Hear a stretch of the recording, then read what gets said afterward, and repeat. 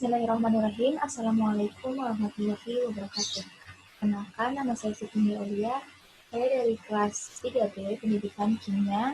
Di sini saya akan mempresentasikan produk resum tugas individu dari mata kuliah Filsafat dan Sejarah Kimia dengan judul Struktur Atom, Radiokimia, dan Ikatan Kimia. Nah, langsung saja.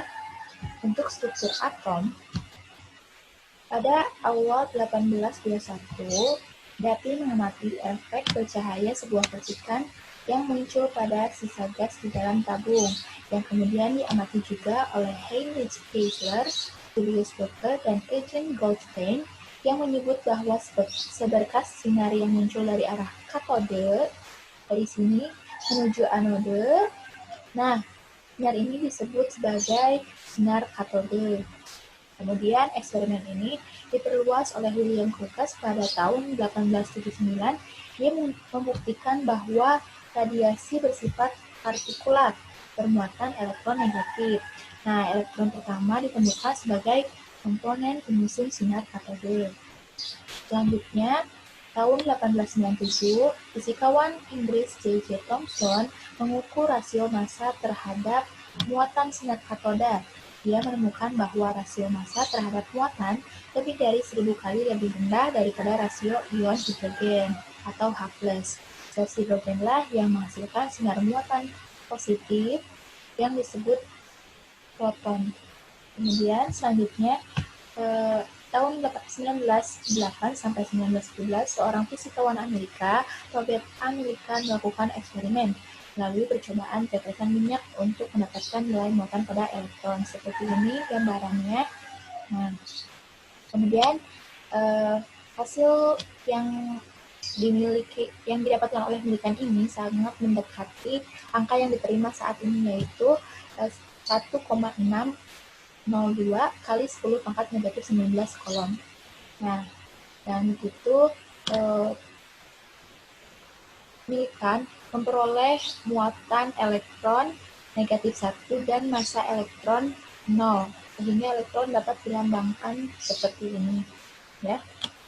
Selanjutnya, tahun 1913, radiokimiawan Frederick Soddy menemukan bahwa tampaknya ada lebih dari satu unsur pada setiap posisi dalam tabel periodik. Kemudian, istilah isotop diciptakan oleh Margaret Todd sebagai nama yang cocok untuk unsur ini.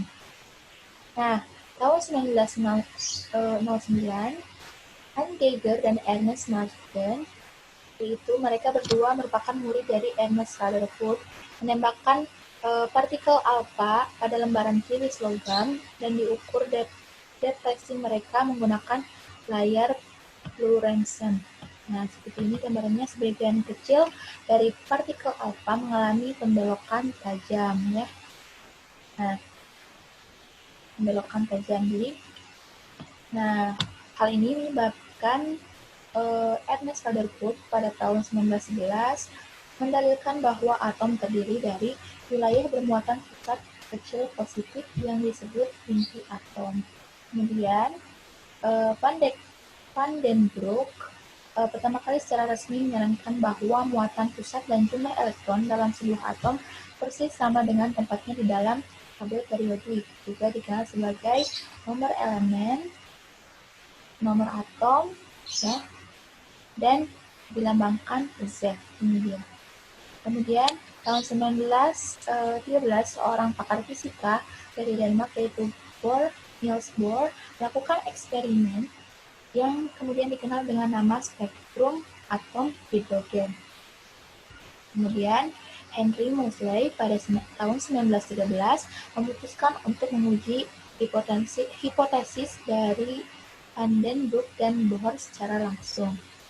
Nah, tahun 1917, Rutherford memborbadi gas nitrogen dengan partikel alfa dan mengamati inti hidrogen yang dipancarkan dari gas. Dia menyimpulkan bahwa inti hidrogen muncul dari inti atom nitrogen sendiri sebagai hasil dari tumbukan dengan partikel alfa.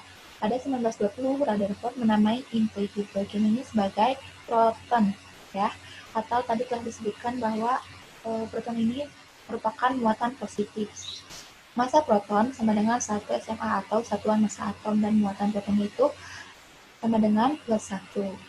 Kemudian pada tahun 1928, Walter Bochte mengamati bahwa berilium memancarkan radiasi elektrik netral berdaya tembus besar ketika dibombardir dengan partikel alfa. Pada tahun 1932, Chadwick memaparkan bahwa memaparkan berbagai unsur seperti hidrogen dan nitrogen dengan radiasi berilium. Ia menunjukkan bahwa radiasi sejatinya terbentuk dari partikel netral yang bermassa mirip dengan proton yang disebut neutron. Seperti ini simbol partikel neutron dilambangkannya. Kemudian disimpulkan bahwa dalam satu atom mempunyai struktur inti atom. Nah, yang disebut nukleus. Di dalam nukleus ini terdapat proton atau muatan positif, elektron muatan negatif, dan neutron muatan netral. Kemudian selanjutnya Niels Bohr pada tahun 1913 yang mengembangkan teori fisika atom hidrogen berdasarkan rumus Rydberg. Nah, dikarenakan ya teori Rutherford itu tidak memiliki kelemahan, tidak dapat menjelaskan garis spektrum dari atom hidrogen, maka Bohr ini mendapatkan solusinya dengan menggunakan pendekatan persamaan rumus Rydberg. Nah, rumus Rydberg ini dikemukakan oleh fisikawan Swedia Johannes Rydberg pada tahun 1888. Seperti ini persamaannya, dan ini adalah keterangannya, di mana 1/lambda sama dengan R atau konstanta Rydberg yang sebesar 1,097 kali 10 pangkat 7 M negatif 1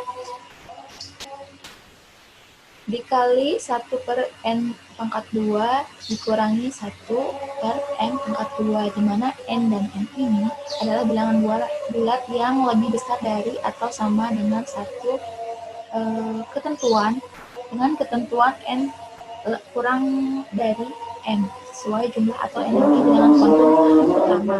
Selama beberapa tahun berikutnya, Bohr bersama dengan Arnold Sommerfeld, William Wilson, dan Charles Curry menyempurnakan struktur elektronik. Nah, pengamatan dari struktur ini mengarah pada konsep sublevel elektronik yang diberi nama tingkat subkulit S, subkulit P, subkulit D, dan subkulit N. Kemudian,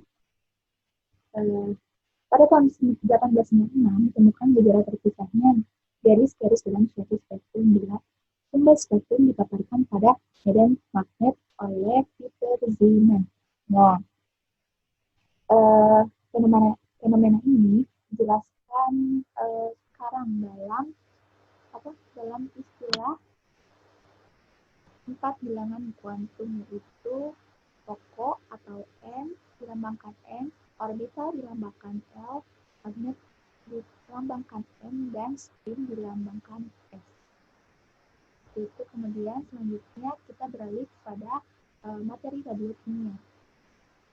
Pada tahun 1895, penemuan zat radioaktif diawali dengan ditemukannya sinar X oleh Wilhelm Conrad Roentgen. Nah, kemudian pada tahun 1896, Henry Becquerel, fisikawan Prancis, berusaha mendapatkan sinar X dari suatu batuan yang mengandung garam uranium. Kemudian pada tahun 1898, Mary Curie atau Mary Curie ya kita ketahui, dan oleh suaminya Pierre Curie menemukan unsur radioaktif lainnya dari mineral obsidian, yaitu polonium dan radium. Kemudian pada tahun 1903, Ernest Rutherford mengemukakan bahwa sinar radioaktif dapat dibedakan menjadi dua jenis berdasarkan muatan mereka, yaitu alfa ya, yang ini alfa dan beta. Nah, alfa ini merupakan sinar radioaktif yang bermuatan positif yang tersusun dari inti-inti helium, unsur helium ini. Kemudian sinar radioaktif beta. Sinar beta itu merupakan sinar radioaktif yang bermuatan negatif atau terdiri dari elektron-elektron unsur helium. Kemudian, Paul Ulrich Hillard, seorang ahli kimia Prancis dan fisikawan, menemukan jenis sinar radioaktif yang ketiga, yaitu sinar gamma. Ya, seperti ini lambangnya. Ya, sinar gamma ini yang tidak bermuatan. Sinar gamma adalah suatu bentuk radiasi elektromagnetik dengan panjang gelombang yang lebih pendek dari sinar X. Kemudian selanjutnya beralih kepada materi terakhir, yaitu ikatan kimia. Nah, yang pertama dalam upaya menjelaskan ikatan kimia dalam elektron adalah J.J. Thomson pada tahun 1904 dalam makalahnya tentang struktur atom. Kemudian setelah itu pada tahun 1916, ilmuwan Gilbert and Lewis mengembangkan konsep ikatan elektron berpasangan. Nah, pendekatan yang lebih praktis namun kurang kuantitatif dikembangkan pada tahun 1927 oleh Walter Halter dan Chris London. Metode Halter-London menjadi dasar dari teori ikatan valensi. Nah, dasar argumen dari ikatan valensi ini bahwa sebuah ikatan kimia terbentuk ketika dua valensi elektron bekerja dan menjaga dua inti atom bersama oleh karena efek penurunan energi sistem. Kemudian Robert Millikan adalah pencetus utama pendekatan orbital molekul, menggunakan kombinasi linear orbital-orbital atom untuk membentuk orbital-orbital molekul yang merangkumi seluruh molekul. Nah, semuanya ini seringkali dibagi menjadi orbital ikat dan kemudian orbital anti-ikat dan orbital bukan ikatan. Nah, namun sekarang ini kedua pendekatan antara ikatan valensi dan teori orbital molekul ini dianggap sebagai saling memenuhi satu sama lain. Masing-masing teori ini memberikan pandangannya sendiri terhadap masalah-masalah pada ikatan kimia. Mungkin sekian yang dapat saya sampaikan mengenai materi struktur atom, radiokimia, dan ikatan kimia. Mohon maaf apabila terdapat banyak kesalahan dan apabila terdapat banyak kekeliruan. Saya mohon kritik dan saran yang bersifat membangun. Terima kasih atas perhatiannya. Wassalamualaikum.